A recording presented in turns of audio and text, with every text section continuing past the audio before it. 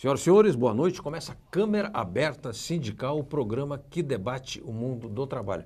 Quarta-feira, 6 de agosto, programa ao vivo. Geralmente, quando a câmera abre a cena, você está acostumado a ver duas ou três pessoas aqui no estúdio. É o formato padrão do Câmara Aberta Sindical, mas hoje nós teremos uma única pessoa. Mas uma pessoa que pela história, pelo conhecimento, pela militância, pelo conteúdo, vale, digamos, por muitas. Como diz tem um verso do Whitman, né, do Walt Whitman, grande poeta norte-americano, que ele diz assim: sou amplo, contenho multidões. E a pessoa com a experiência que tem o Antônio Augusto de Queiroz, o Toninho do DIAP, diretor de documentação do DIAP, é uma experiência que a gente pode dizer que ele contém dentro de si, da sua experiência de vida, do seu conhecimento, contém multidões. Toninho, muitíssimo obrigado pela sua presença aqui no Câmara Aberta Sindical. Eu é que agradeço, Franzinho. Nós acabamos de chegar de uma coletiva de imprensa no Centro de Mídia Alternativa Barão de Itararé, no centro de São Paulo, na Rua Rego Freitas. Entidade dirigida com muito brilho, com muito afinco pelo Altamiro Borges, que é jornalista, que é escritor e que é blogueiro, titular e criador do blog do Miro. Lá no Barão de Itararé, nós reunimos imprensa sindical, dirigentes sindicais, blogs e sites, emissoras como a TV Comunitária, como a TVT e outras, para conversar com o Toninho a respeito de um artigo que ele publicou há cerca, acho que de 2 meses, elencando 10 ou 12 realizações e avanços e ganhos do governo Dilma, do governo Lula para os trabalhadores, e 10 ou 12 ou 13 ou 14 também avanços no governo Dilma. Na agência sindical onde eu trabalho e aqui na TV, nós consideramos que o conteúdo é tão bom, veraz, importante e oportuno que nós combinamos com o Barão de Itararé fazer essa coletiva que acabamos de realizar e também fazer um Câmara Aberta específico aqui hoje com o Toninho. Antônio Augusto Queiroz, daquele seu artigo nós podemos depreender que os últimos anos de Lula e Dilma, eles inverteram uma lógica de perdas que a gente teve com governos Collor, governos Itamar, governo Fernando Henrique? Sem dúvida nenhuma. Foram 2 conquistas muito importantes. Uma foi na mudança do padrão de relacionamento, uma mudança de paradigma. Antes não havia diálogo e no governo, a partir do governo Lula começou a haver diálogo com as entidades sindicais. Isso fez com que os sindicatos pudessem levar ao governo as suas reivindicações, aspirações, desejos, as suas pautas históricas, e o governo, então, submeter essas pautas à sua assessoria, aos órgãos encarregados da formulação das políticas públicas e, posteriormente, dependendo do nível de razoabilidade das propostas, da disponibilidade orçamentária, encaminhar para o Congresso. Então, essas 2 mudanças, de um lado, no método de se relacionar, e de outro, o compromisso em dar seguimento a essas mudanças, foram muito importantes a ponto de o Brasil, em função dessas medidas, nos últimos 12 anos, ter gerado algo como 20 milhões de empregos, o que corresponde à população do Chile. Toninho, além do aumento de empregos, 20 milhões é uma tonelada de emprego. Também houve aumento na formalização. Ah, sem dúvida nenhuma. Acho que caiu a informalidade. Caiu a informalidade, exatamente. Quer dizer, além de ter um aumento quantitativo, também teve um salto qualitativo. Qualitativo. Quer dizer, hoje nós temos aproximadamente 70% da força de trabalho formalizada, com carteira assinada, com todos os direitos e podendo, portanto, usufruir de benefícios previdenciários no futuro. Enquanto que antes da posse do presidente Lula, esse número de trabalhadores formalizados era inferior a 50%, ou seja, nós tínhamos mais de metade da população economicamente ativa sem proteção da legislação trabalhista e da proteção previdenciária. Ou seja, jogados na vala comum. Jogados na vala comum. Toninho, você falou em 20 milhões de empregos, falou no aumento da formalidade, mas no artigo você relaciona uma série de avanços efetivos que já têm aplicabilidade efetiva. No caso do governo Lula, eu até li hoje, lá durante a coletiva, eu li aqui o que você relacionou em seu artigo, mas você citou 3 fatos que eu considero importantes. Assim que o ex-metalúrgico Lula, Luiz Inácio da Silva, assumiu o governo, ele retirou de pauta 2 projetos que eram lesivos aos trabalhadores. Quais eram os projetos? Pois é, o presidente Lula tomou 3 gestos, na minha avaliação, que foram extremamente simbólicos para os trabalhadores. O primeiro deles foi retirar do Congresso o projeto de lei que flexibilizava os direitos trabalhistas.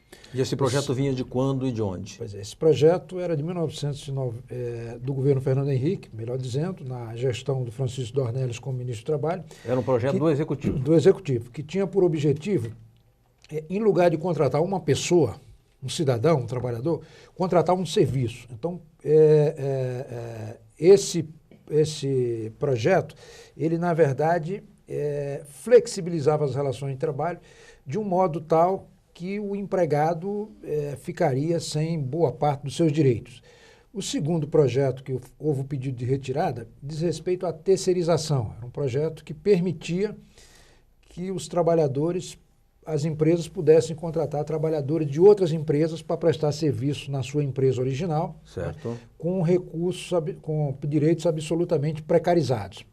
E, por último, outro gesto extremamente relevante foi o veto à chamada emenda 3, que tratava da Receita, que tratava da possibilidade de o trabalhador ser contratado não mais como empregado, mas como pessoa jurídica. Então, mas aí ele precisaria abrir uma firma na prefeitura, emitir nota fiscal, coisa que vale. Exatamente. Quer dizer, como empregado, ele teria todos os direitos: FGTS, férias, indenização quando fosse dispensado, abono de férias, ticket de alimentação, vale transporte, direito à previdência, né?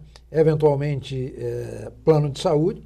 Já como pessoa jurídica, ele não teria nenhum desses direitos, teria apenas o salário, poderia ser demitido a qualquer instante, quer dizer, teria o salário, teria o valor contratado e teria que arcar com todos os seus benefícios. Se quisesse ter previdência, tinha que pagar, tinha que pagar o vale transporte, enfim, a completa substituição do empregado por a ficção empresa ou pessoa jurídica. Eu vou pensar aqui do que você relacionou do governo Lula, duas leis, e queria que você nos explicasse aqui aos nossos telespectadores qual a efetividade, a importância e a efetividade dessas leis. Lei 11.738/08, que institui o piso salarial profissional nacional para os profissionais do Magistério Público da Educação Básica. O que é essa lei? Bom, no Brasil não existia nenhuma lei definindo um piso salarial para os professores da rede pública. E o governo do presidente Lula aprovou uma lei definindo que nenhum trabalhador do setor público, professor, tivesse salário inferior àquele piso, correspondente a algo como 2 salários mínimos. Havia vários lugares em que o professor teria complementação do salário mínimo. Então, isso foi uma medida de extrema valorização do magistério, extremamente importante, que infelizmente ainda tem estados que não cumprem essa lei. Mas no governo federal, na maioria absoluta, 23 dos 27 estados, cumpre rigorosamente, e essa lei prevê, além da garantia desse piso, a atualização regular desse valor, de tal modo que o poder de compra dos professores não cai. Esse valor, naturalmente, é muito abaixo do que merece pela importância, né, e relevância do trabalho dos professores, mas, de qualquer maneira, foi um passo extremamente importante que nenhum outro governo anterior ousou tomar e que, infelizmente, 3 governos de Estado questionam ainda esse valor, apesar de pequeno. E quais são os governos estaduais que combatem o piso do professor? Você saberia de memória?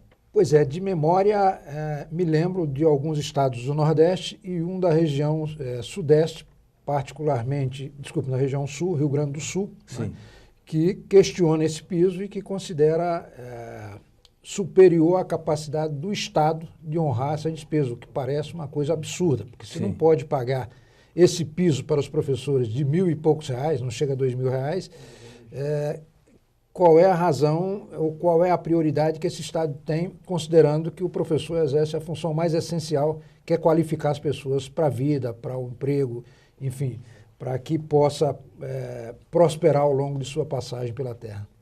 Não podem pagar, alegam, né, alegadamente, o piso dos professores, mas não há limites para nomeação de cargos chamados de livre provimento, comissionamento, para esses que não têm teto salarial e que muitas vezes sequer vão trabalhar, ao contrário do professor que tem que ir lá bater o ponto todo dia, às vezes em escolas, dentro de favelas, em locais absolutamente inacessíveis e inseguros. Deixa eu te dar uma informação interessante. Em Guarulhos, eu assessoro lá o Sindicato dos Servidores Municipais.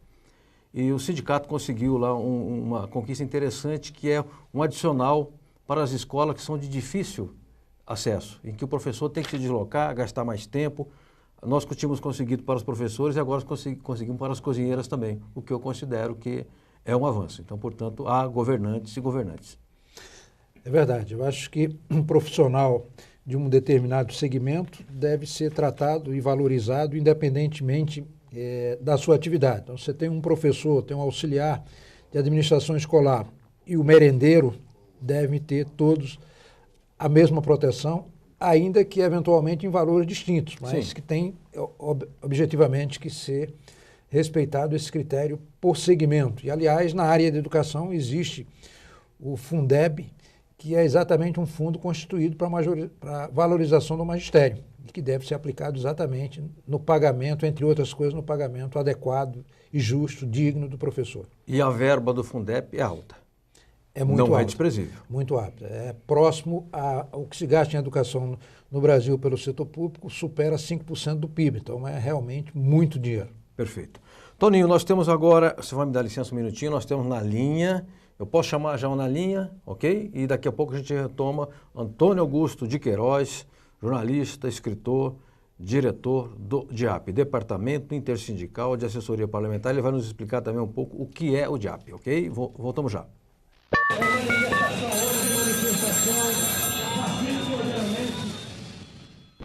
Eu quero crer que já esteja na linha o Francisco Dalprá, que é diretor de finanças da Confederação Nacional dos Trabalhadores Metalúrgicos, filiados à Força Sindical, entidade completa 26 anos. Dalprá, João Franzinho que fala, muito obrigado pela sua participação e me conte qual é o saldo desses 26 anos de existência da CNTM. Bom, Franzinho, em primeiro lugar, é um grande prazer em falar com você. Eu o conheço de nome, mas infelizmente não pude conhecê-lo ainda pessoalmente e não vai faltar oportunidade para isso. Então, quero agradecer a você essa oportunidade para a gente poder falar sobre a Confederação Nacional dos Metalúrgicos. Perfeito. A confederação hoje, Dalprá, ela é consolidada nacionalmente? Já ela é consolidada nacionalmente. Já desde 88, quando ela foi reconhecida, nós temos um trabalho grande. Já na oportunidade, nós tínhamos 154 entidades, sendo 9 federações e 153 sindicatos, entende? Então, a gente é uma base superior a 1.500.000 trabalhadores. Por isso, eu acho que ela está mais do que consolidada em todo o processo sindical do Brasil. Dalprá, nesses anos todos, nesses 26 anos, houve muitas mudanças no mundo, sobretudo na área da tecnologia, da diversificação dos empregos, há uma nova exigência de formação de trabalhadores, as empresas são cada vez mais seletivas. O que mudanças você considera assim, mais importantes que houve para os trabalhadores metalúrgicos e de que forma atuou a Confederação, digamos, no suporte e na defesa do interesse desses metalúrgicos? Olha, Franzini, veja bem, houve de fato muita mudança, mas se nós analisarmos 20 anos atrás e analisarmos hoje, 20 anos atrás os trabalhadores eram mais respeitados do que são hoje. Essa é a grande verdade. Não tinha-se a modernidade que nós temos hoje, não tínhamos as ferramentas que nós temos hoje, mas o trabalhador hoje está menos valorizado que naquela época, que nós fundamos a Confederação. Mas você disse que ele é menos valorizado do ponto de vista salarial ou no relacionamento interno na fábrica? Tanto na questão de salarial como no relacionamento interno nas empresas. Correto. Porque a perseguição, quando um trabalhador pugna pelos seus direitos na íntegra, ele passa a ser mal visto. O movimento sindical passa a ter uma visão, sob uma visão diferente. O empresário pensa que o movimento sindical é o maior inimigo dele, quando não é. O trabalhador é o maior amigo de qualquer empresa. Que ninguém gosta de trabalhar para o patrão pobre. Esse é o problema. Entende? Que quem trabalha para pobre acaba pedindo esmola para dois. Correto. Dalprá, eu quero aqui o Na Linha, infelizmente é muito rápido, porque num programa de TV, evidentemente que a gente não pode ficar aqui 5 ou 6 minutos falando pelo telefone. eu quero agradecer muitíssimo a sua participação, parabenizar a CNTM e fazer um registro. Me parece que você é um daqueles que assinaram a Carta de Lisboa em 79 dos trabalhistas exilados ou dos trabalhistas que estavam na resistência interna aqui no Brasil, é isso? Justamente, eu sou signatário da Carta de Lisboa, sou fundador do PDT, tive o prazer e a honra de ir para um encontro no exílio do Brizola com o pessoal que estava no exílio em Portugal e tenho um orgulho muito grande disso. Fique bem claro para todo mundo que pode até alguém questionar. Mas eu sou PDT doente, sou trabalhista, sou trabalhador metalúrgico, não declino dessa posição em hipótese alguma. Perfeito, Dalprá, muitíssimo obrigado, um grande abraço e muita sorte para vocês aí na condução das lutas, das políticas e das realizações da Confederação. Muito obrigado. Aguardo um ponto de encontro para a gente se conhecer pessoalmente, Franzini. Forte abraço. Muito bem, voltamos com Antônio Augusto Queiroz. Tá vendo? Toninho, aqui Dalprá não tem peso, né? Assinou a carta, fundadora do PDT lá junto com o Brizola, com o Alceu Colares, com a Terezinha Zerbini. Eu tenho muitos amigos, inclusive o Zé Ibrahim, que foi meu grande amigo, né? Que era um dos signatários. O Dr. Tufi Matar, que foi meu médico também, que era um dos signatários. Então, fiquei feliz em relembrar, né? Na própria produção, falei, acho que o Dalprá, ele assinou a carta dos trabalhistas exilados em 79 em Lisboa, e é isso mesmo. Toninho, nós estávamos aqui fazendo não é bem um balanço, mas aqui mais ou menos considerando o seu artigo, onde você aponta avanços nos governos Dilma e Lula. Você falou do piso nacional dos professores. Também foi no governo Lula a lei que legalizou as centrais sindicais, porque as centrais sindicais, elas eram entidades civis, mas não eram da estrutura sindical, é isso? Qual foi a mudança que houve? Na verdade, é o seguinte, as centrais sindicais já existiam informalmente, não eram reconhecidas por leis e, em decorrência do artigo 11 da Constituição, elas participavam de alguns colegiados, mas era mera liberalidade do presidente da República da época. Com a regulamentação, as centrais passaram a atuar institucionalmente como representantes dos trabalhadores em todos os órgãos colegiados em que os empregados ou os assuntos de natureza trabalhista, previdenciária ou sindical fossem objeto de debate. De modo que essa regulamentação das centrais deu a elas uma legitimidade, uma representatividade que fez com que elas pudessem diretamente nos espaços de formulação de políticas públicas levar a pauta e as reivindicações dos trabalhadores. E graças a isso se conseguiu uma série de políticas públicas em benefício dos trabalhadores. Toninho, eu vejo aqui no que você relacionou relativamente ao governo Dilma, a lei que institui a política de aumento real para o salário mínimo até 2015. Houve um acordo com o Lula, mas a lei, o que efetivou foi durante o governo Dilma, é isso? Na verdade, desde o presidente Lula, as centrais fizeram marchas a Brasília pedindo uma política nacional de natureza permanente de recuperação do valor de compra do salário mínimo. O presidente Lula, nos seus mandatos, apresentava anualmente uma lei que dava aumento real, mas não fez uma política mais permanente. Correto. E a presidente Dilma, então, aprovou uma lei com validade até o final do seu mandato, né? Portanto, até janeiro de 2015 terá reajuste do salário mínimo e assumiu aumento real para o salário mínimo e assumiu o compromisso de renovar essa política até 2018. Correto. De modo que isto foi muito importante para os trabalhadores, porque desde que foi instituída essa política, ou desde que passou a ter aumento real a partir do governo Lula, 72%, houve 72% de aumento real no piso salarial nacional. Que é o salário mínimo. Salário mínimo. Isso significa dizer que os trabalhadores tiveram um incremento no seu poder de compra, na sua capacidade de consumir, da ordem de 75%, porque teve a reposição da inflação, mais esse aumento real de 72%, o que é muito expressivo, muito significativo e que beneficiou não apenas os trabalhadores do setor privado, mas todos aqueles que recebem da Previdência um benefício equivalente ao salário mínimo, da Previdência ou da assistência social. Eu quero crer que essa lei teve 2 desdobramentos, se eu estiver errado você me corrija. Ela ajudou a empurrar para cima os pisos regionais estabelecidos pelos governos estaduais, pelas assembleias legislativas.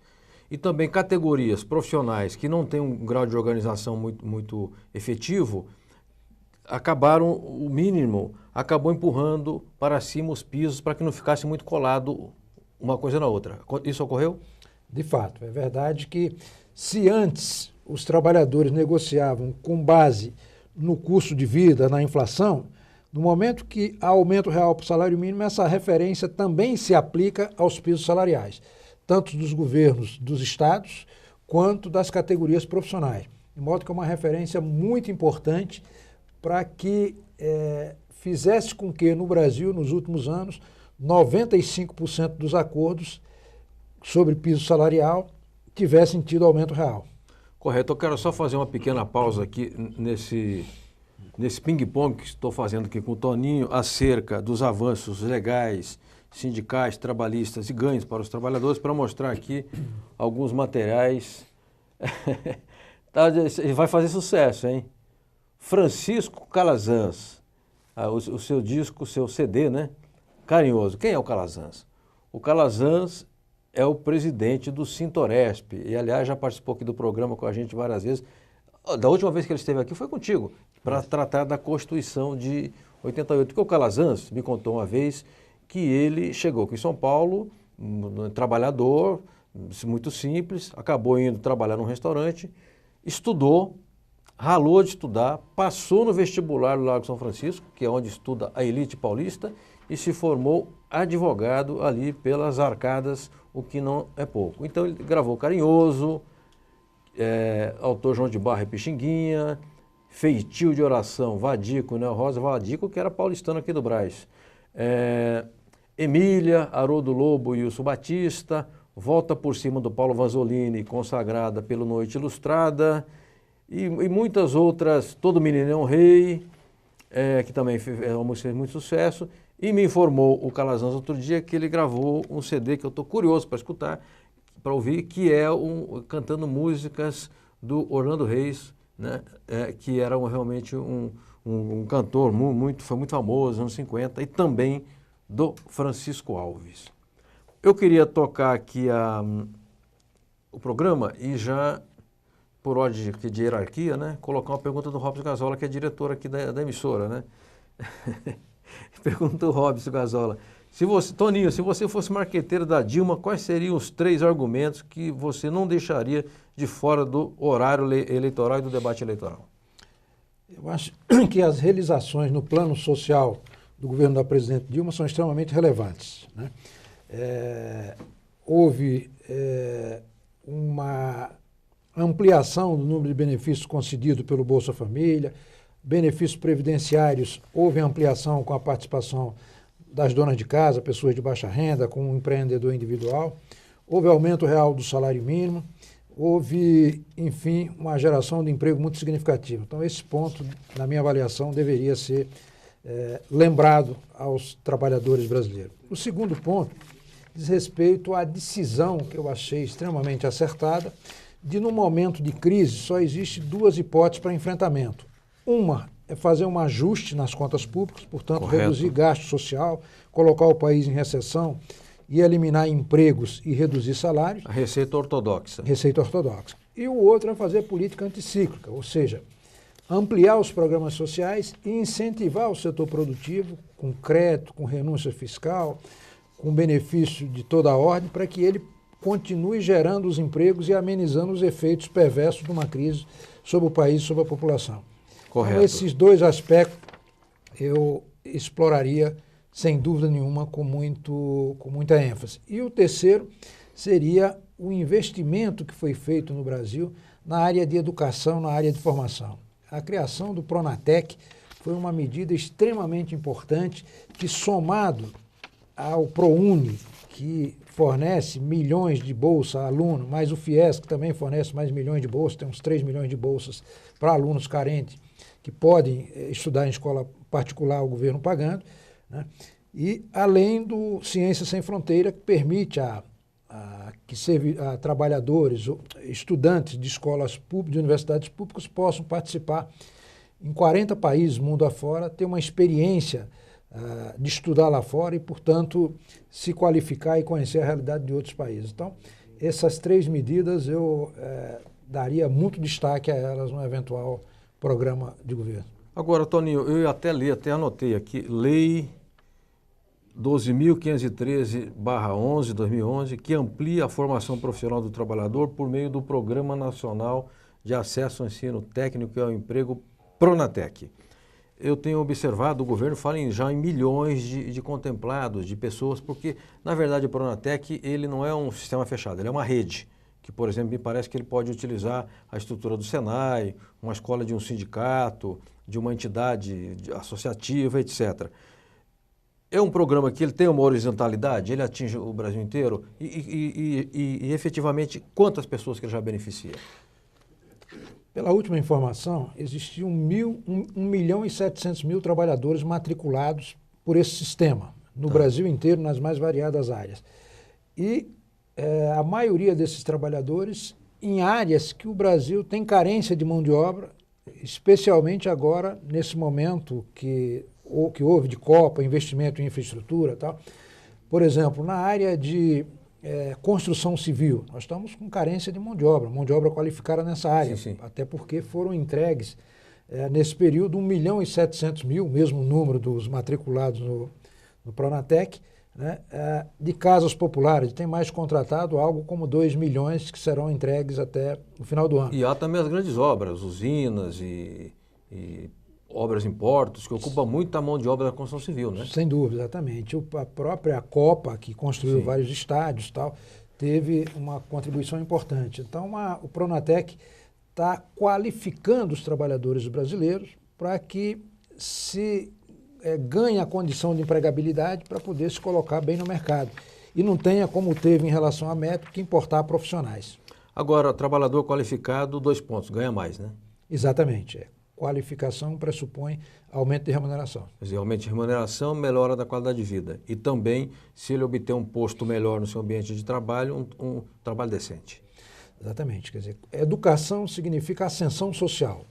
Quanto mais formação tiver, qualificação tiver um trabalhador, melhor a sua remuneração dentro da empresa que participa. Isso é uma relação automática? Automática.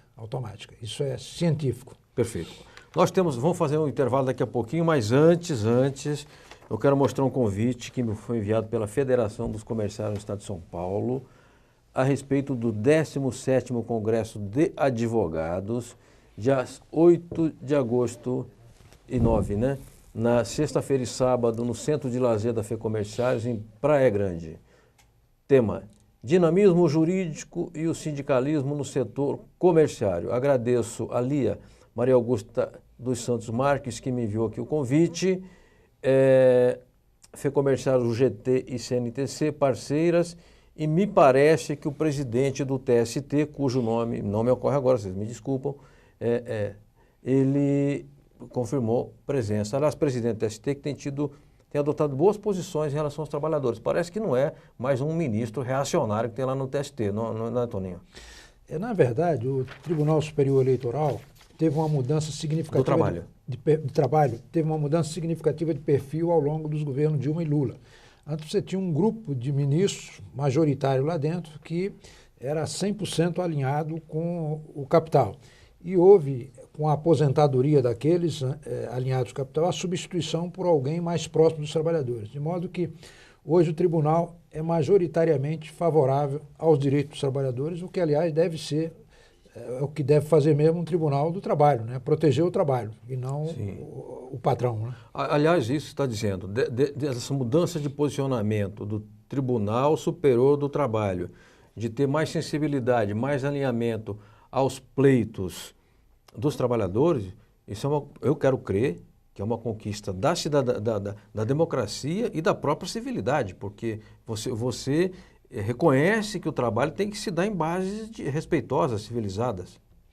É verdade. Nós tínhamos um problema grave no Brasil, que era o fato de que muitos trabalhadores tinham seus direitos lesados e o governo não tinha meios, né, ou a Justiça do Trabalho não reparava essa lesão de direito em razão da demora na apreciação judicial, e quando chegava no tribunal tinha uma composição extremamente conservadora, favorável ao patronato e que ignorava esses direitos. Com essa mudança no perfil do tribunal, de um lado, e a aprovação no governo Dilma da lei que trata da certidão negativa de débito trabalhista, para efeito de contratar ou vender para o governo, isso fez com que milhares de trabalhadores que tinham direitos ignorados, não pagos, surrupiados pelo setor patronal, tivessem que pagar, especialmente nessa área de terceirização e de prestação de serviço. Entendi. As empresas fechavam e não davam satisfação. E abriu outra empresa, né, para prestar serviço e não tinha exigência nenhuma. Agora, para que ela preste serviço ao governo ou venda qualquer produto, terá que estar em dia com as obrigações trabalhistas. E isso significou dignidade ao trabalhor. Isso que você está dizendo tem a ver com essa lei que cria a certidão negativa de débito trabalhista? Exatamente lei isso. 12.440/11? Exatamente. Perfeito. Toninho, temos várias perguntas aqui, farei depois do intervalo. A primeira é do Jaime, do Jardim Bonfilioli, que participa de todos os nossos programas, tem cadeira cativa. Ele pergunta, se responderá depois, por que nos últimos 10 anos houve uma grande expansão da terceirização de atividades e serviços e a proposta, a terceirização enfraquece o poder de pressão dos sindicatos? Você responderá daqui a pouco. Mas antes de chamar o intervalo, eu quero aproveitar que o serviço de alto-falantes, né, eu nasci numa cidade que não tinha rádio.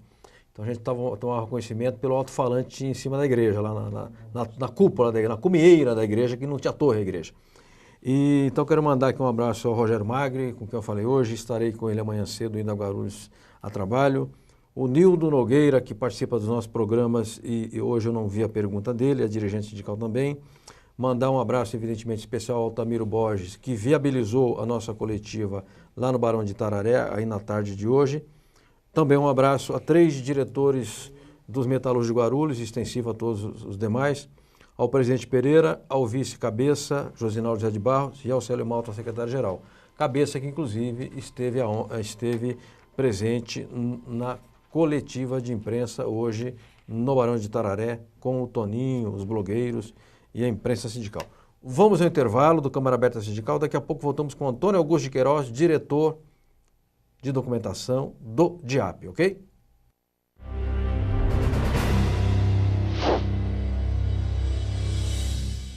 Nova Central tem avaliado que, lamentavelmente, o judiciário brasileiro, quer dizer, tem afrontado a Constituição brasileira, porque a questão do direito de greve é um direito constitucional. E, lamentavelmente, o judiciário diz, não, a Constituição permite, mas nós não permitimos. Se reivindicar, entendeu? E não ser a nossa maneira, ou seja, greve botando 100% dos trabalhadores para funcionar, não é greve. E temos feito gestões com as demais centrais no sentido da gente poder efetivamente ter o direito, né, de se organizar, de lutar aqui no Brasil.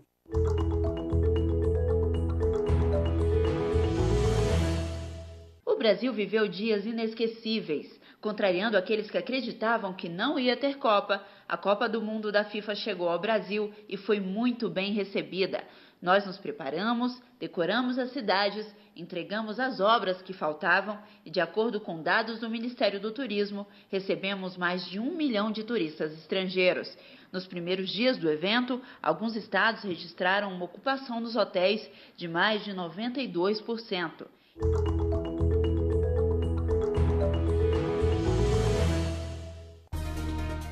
A FEComerciários, formada por 68 sindicatos filiados no estado de São Paulo, representando 2,5 milhões de comerciários, apresenta Momento FEComerciários.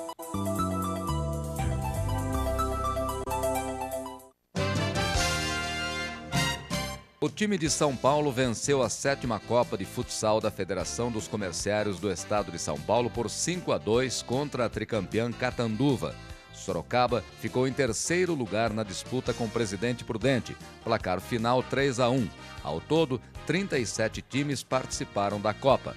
Além da presidente em exercício da FEComerciários, Lia Marques, e do diretor de Esportes e Lazer, Carlos da Silva Longo, cerca de 600 pessoas prestigiaram as partidas.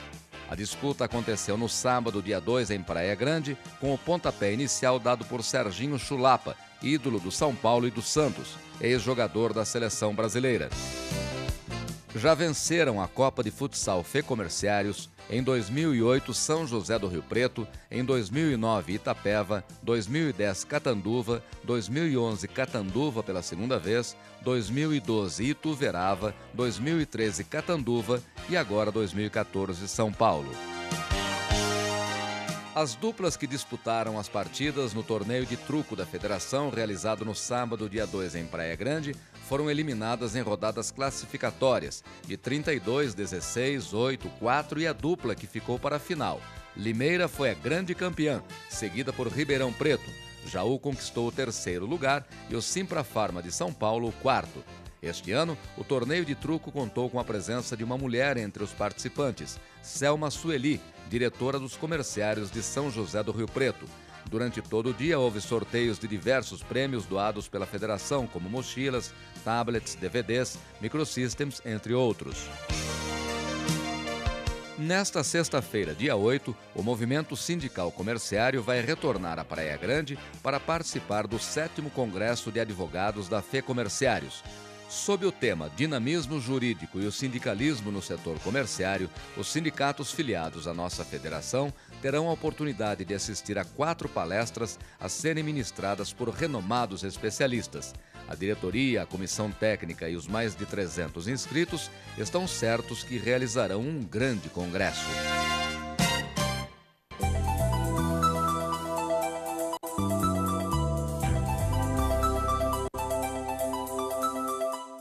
Muito bem, voltamos ao vivo com Câmara Aberta Sindical, o programa que debate o mundo do trabalho, o programa que fala das categorias, fala das campanhas salariais, das lutas nas bases, nas fábricas, das questões dos acidentes de trabalho e também da luta institucional que faz o movimento sindical para ampliar os direitos e a proteção legal aos trabalhadores. Eu me lembro, Antônio Augusto de Queiroz, diretor do DIAP, do advogado Aníbal Fernandes, que você certamente conheceu, doutor Aníbal, que era especializado em Previdência e era uma figuraça. O Aníbal tinha uma frase que eu uso sempre, ele dizia assim: os direitos são a propriedade do povo. Quer dizer, quanto mais direitos tiver um povo, mais dignidade ele tem, mais possibilidade de ter uma vida mais confortável, uma vida decente. Então eu quero crer que os governos que ensejam a possibilidade de os trabalhadores terem direitos são governos que acreditam que é possível e têm um compromisso com a melhoria da qualidade de vida das pessoas, dos trabalhadores, da dignidade humana. E os governos que flexibilizam e que atacam trabalham com a ideia da barbárie e não a ideia da civilização e da civilidade. Fazendo esse sermão todo, eu queria conversar contigo sobre uma lei que eu acho que o movimento sindical e a mídia especialmente não soube valorizar, que é a emenda, na verdade, 72 à Constituição, que estende aos empregados domésticos os mesmos direitos dos trabalhadores urbanos. Toninho, você é de família pobre, eu sou de família pobre. Na minha casa, minha mãe nunca foi doméstica, então nós éramos pequenos lavradores, mas eu tenho pessoas da minha família que são domésticas. E sei que a regra nas relações do trabalhador doméstico é uma regra de casa grande e senzala. Tem ainda, agora talvez não, mas até alguns anos, patroa batia em empregada e achava que tinha o direito de bater na empregada. Eu quero crer que essa lei do empregado doméstico é uma espécie de alforria para os domésticos, porque são 4 ou 5 milhões de trabalhadores no Brasil. Eu vejo uma grande relevância social nessa lei. O que te parece?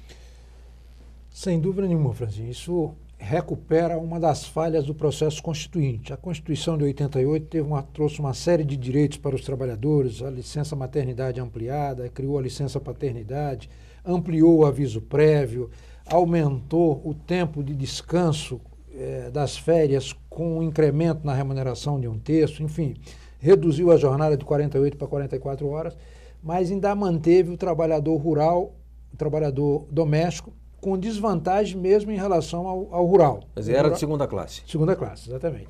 Então, essa emenda à Constituição, ela finalmente incorpora os direitos de cidadania, incorpora os trabalhadores domésticos em igualdade de condições com os demais trabalhadores urbanos e rurais. Portanto, é uma medida que importantíssima no aperfeiçoamento do processo civilizatório, assim como é também uma PEC recentemente transformada em emenda à Constituição, que pune com a desapropriação qualquer empresa em que se constate a prática, qualquer propriedade rural que se constate a prática urbana, se constate a prática de trabalho degradante ou equivalente a trabalho escravo.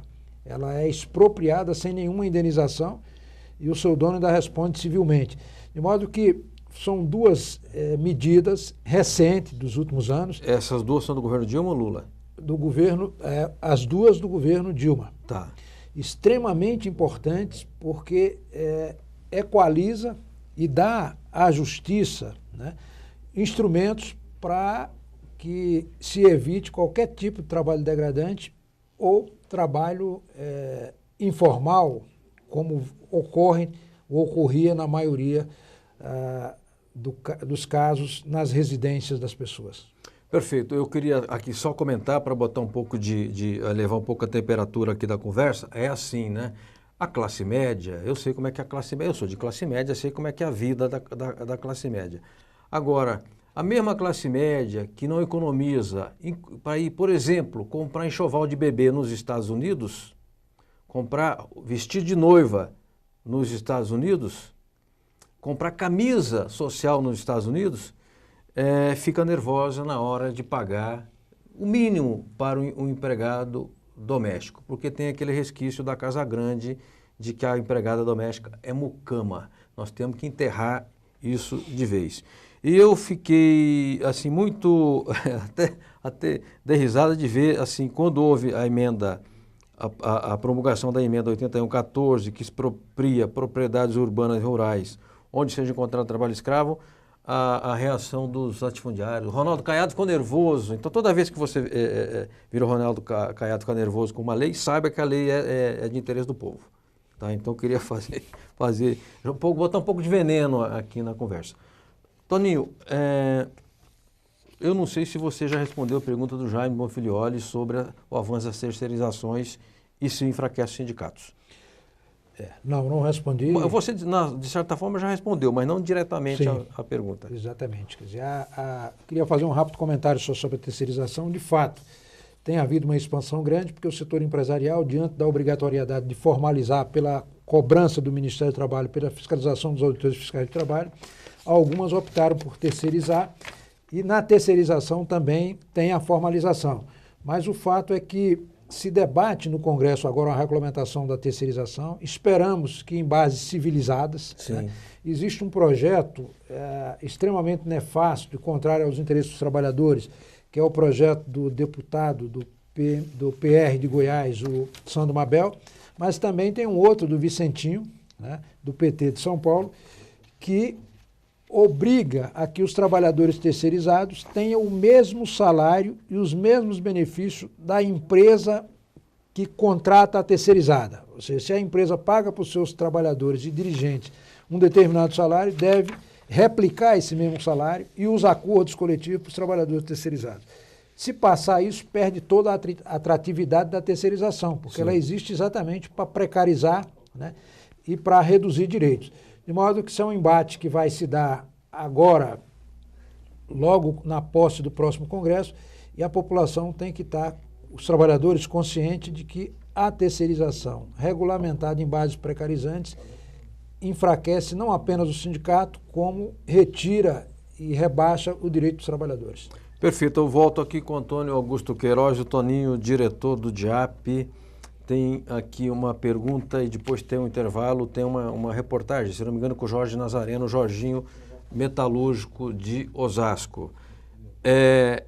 O Leandro de Pinheiros diz, amanhã, dia 7/8, as centrais, também as centrais, dirigentes ligados às centrais e sindicatos vão se encontrar com a candidata Dilma, digamos assim. Os sindicalistas votam na Dilma. Os sindicalistas são todos do PT, porque, de certa forma, eu trabalho no movimento sindical e nem pergunto, quer dizer que você é do PT? Eu digo, não tem filiação partidária. Aliás, eu até por uma coincidência, no deputado estadual que eu vou votar e o federal, nenhum é do PT.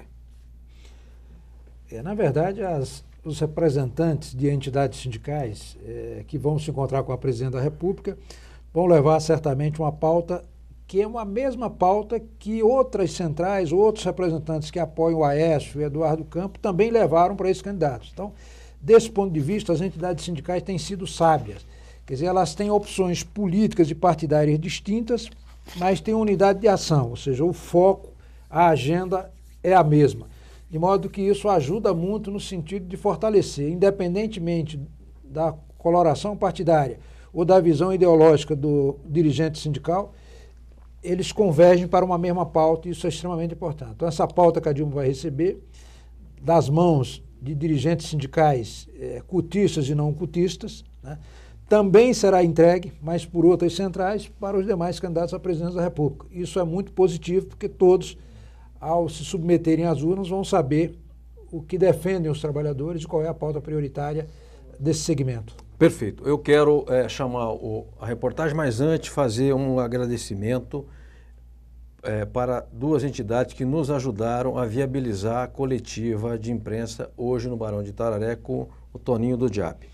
Agradecer os sindicatos comerciários de Bragança Paulista, presidido pelo Fuentes, e também o Jackson Sena Marques, do Sindisportes, que nos ajudou efetivamente, porque há custos em você promover um evento desse, deslocamento, hospedagem, etc. E aí, nós, numa TV comunitária, nós não temos, aqui não tem verbas oficiais, não há patrocínio da Coca-Cola nem do Banco Itaú, de modo que a gente tem que se virar nos 30 para buscar apoio. Agradeço muito, em nome meu, do Robson Gasoli e da emissora, o apoio que vocês nos possibilitaram. Vamos à reportagem, voltamos já já com Câmara Aberta Sindical.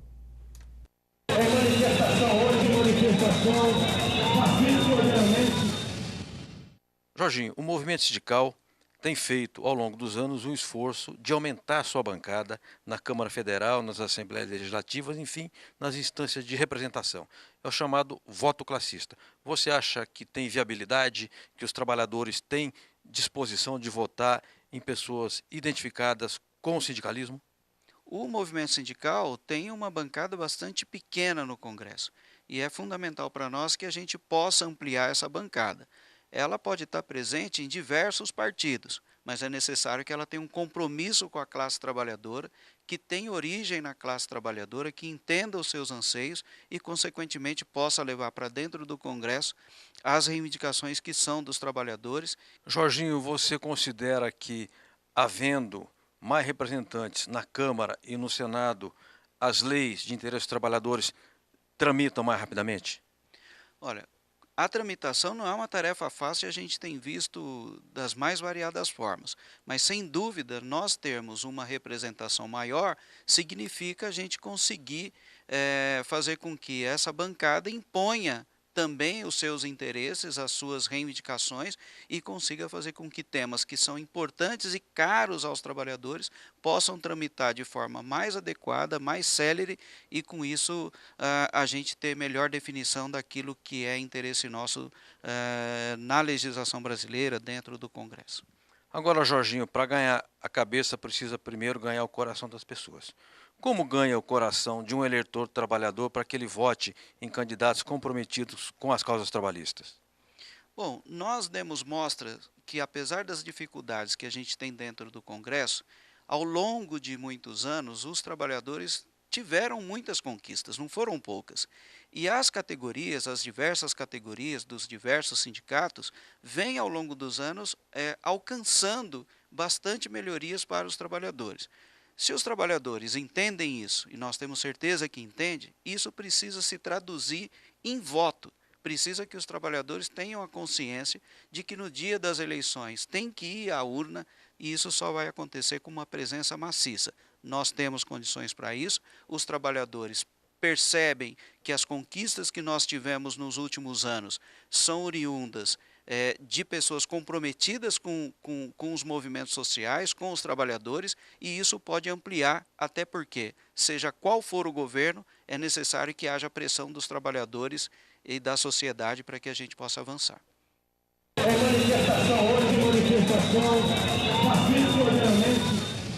Muito bem, voltamos com Câmara Aberta Sindical ao vivo. Antes de retomar com Antônio Augusto de Queiroz, Toninho do Diap, eu quero mostrar dois materiais sindicais. O jornal Primeiro Passo, do Sindicato dos Técnicos de Segurança do Trabalho no Estado de São Paulo, eles estão se referindo à NR número 1 e eles também, eu vejo que eles têm se batido na defesa da NR, se não me engano, 12, que é aquela NR das máquinas, que para evitar acidentes. Então, a pressão do patronato para afrouxar as exigências e esse sindicato e outros sindicatos têm batido para que não haja perdas, não haja retrocesso. Quero mostrar também, recém-saído da gráfica ainda cheirando tinta, Jornal Sindical dos Metalúrgicos de Guarulhos, manchetaça, campanha vai buscar mais um aumento real, mas isso exigirá pressão e luta nas fábricas. Os metalúrgicos de Guarulhos e região buscam o 11º ano consecutivo de aumento real de salários. Toninho, tem algum país do mundo onde os trabalhadores obtêm 11 anos seguidos de aumento real de salário? Você tem conhecimento? É comum isso ou isso é mais ou menos jabuticaba?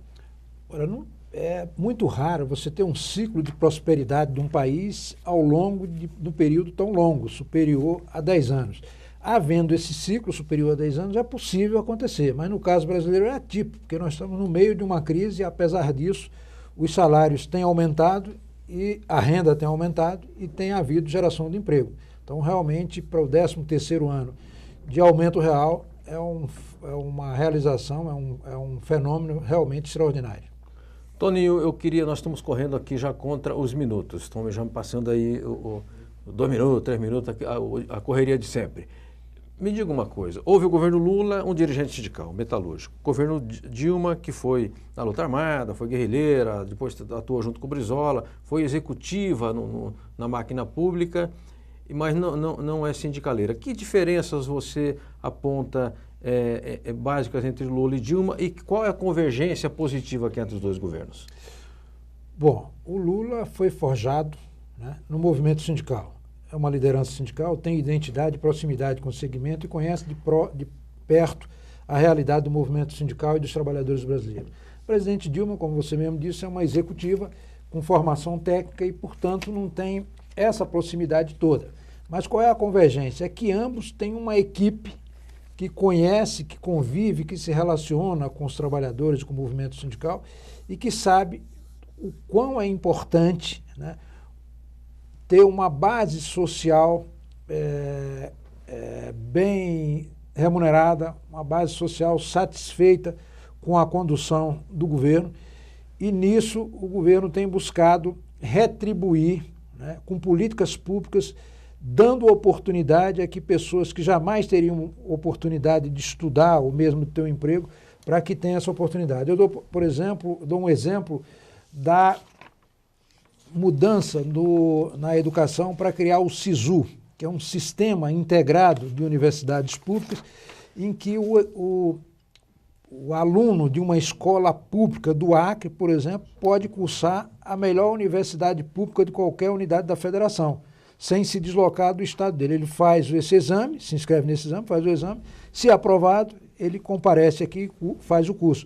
Então, é uma ampliação de oportunidades que só um governo com sensibilidade social é capaz de fazer, ou seja, dar oportunidade para que as pessoas tenham mobilidade social, ascendam socialmente. Tony, eu queria falar sobre o DIAP, não vai dar tempo. O relógio manda na gente. Mas as pessoas que quiserem conhecer mais o DIAP, melhor o DIAP, entrar lá no conteúdo do seu site, que endereço eletrônico que é? www.diap.org.br. Então, www.diap.org.br. O DIAP é uma criação do movimento sindical, uma entidade que é ligada umbilicalmente ao sindicalismo, é isso? Exatamente, é uma entidade que foi criada, é mantida e dirigida por representantes de entidades sindicais, e o seu objetivo é acompanhar as políticas públicas no plano federal de interesse dos trabalhadores. Quem preside o DIAP? Celso Napolitano, presidente da Federação dos Professores aqui do Estado de São Paulo, dirigente do Sindicato dos Professores, professor da FGV, um dos grandes quadros do movimento sindical brasileiro. Eu diria dos mais qualificados que eu já conheci. Perfeito. Bom, eu quero então agradecer muitíssimo ao Toninho, Antônio Augusto de Queiroz, jornalista, de perguntas de mídia que as pessoas fizeram, de campanha eleitoral, de como é que milita na rede. O Toninho, jornalista, teria, digamos, conteúdo para tratar de tudo isso, mas não deu tempo. Eu peço desculpas a você que nos enviou e não deu tempo. Eu agradeço muitíssimo aos que nos assistem, muitíssimo aos que mandaram perguntas e muito mais ainda, especialmente o Toninho, que se deslocou de Brasília até São Paulo para participar de uma coletiva, muito bem realizada por sinal, no Barão de Itararé, e agora o nosso programa Câmara Aberta Sindical. Obrigado a todos. Na quarta-feira, com o novo Câmara Aberta Sindical. Estamos ainda definindo qual é a pauta. Para o dia 20, por exemplo, será sobre a agricultura familiar com o Braz Albertini, que preside a federação aqui do Estado de São Paulo desse segmento. É provável que no dia 13 tenhamos aqui os trabalhadores químicos que fizeram o seu 8º congresso, mas isso está ainda em definição, ok? Então, a gente avisa pelos meios que nós temos. Boletim eletrônico, o site da agência sindical, aqui pela própria TV e também pelo Facebook. A todos e a todas um grande abraço e até quarta-feira que vem. Este programa tem o apoio da TV Interação, Associação Vida e Trabalho e da Ordem dos Advogados do Brasil, Seção São Paulo.